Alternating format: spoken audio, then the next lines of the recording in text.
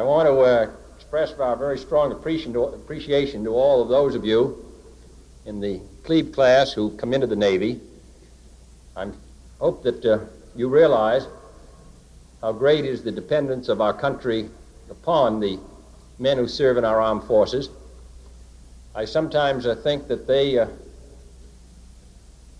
people of this country do not appreciate how secure we are because of the devotion of men and their wives and children who serve this country in far-off places, in the sea, in the air, and on the ground, thousands and thousands of miles away from this country, who make it possible for us all to live in peace each day.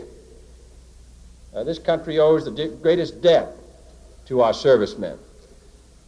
In time of war, of course, there's a tremendous enthusiasm and outburst of popular feeling about those who fight and lead our wars, but it's sometimes different in peace. But I can assure the people of this country, from my own personal experience in the last 2.5 years, that more than anything, the fact that this country is secure and at peace, the fact that dozens of countries allied with us are free and at peace, has been due to the military strength of the United States, and that strength has been directly due to the men who serve in our armed forces. So even though it may be at peace, in fact, most especially because it is at peace, I take this opportunity to express our appreciation to all of them, whether they're here at Annapolis, or whether they're out of sight of land or underneath the sea. I want to express our strong hope that all of you who've come to the Academy as plebes will stay with the Navy. I can think of no more rewarding a career.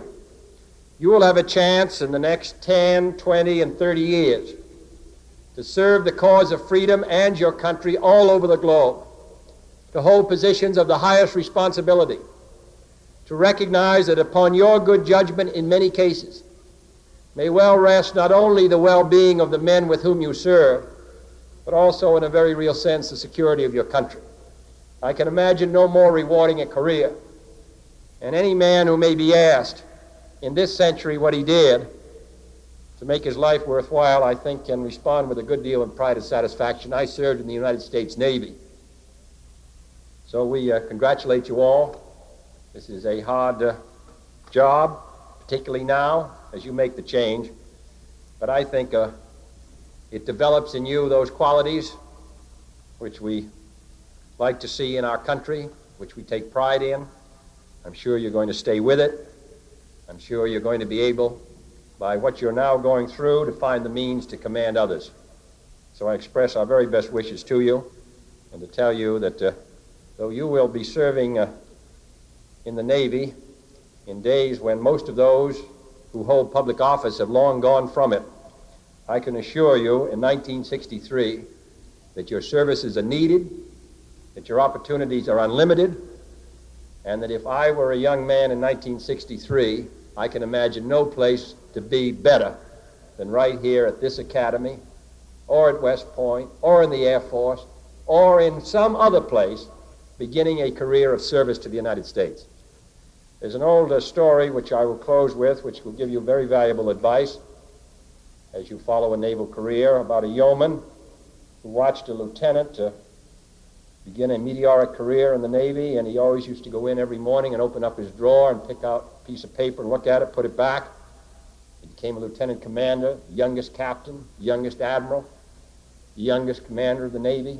Finally, one day he had a heart attack. The yeoman said, well, I want to see what's in that paper. It might help me. So he went over and opened up the safe and pulled out the paper.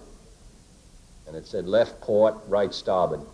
If you can remember that, your career is assured. Thank you.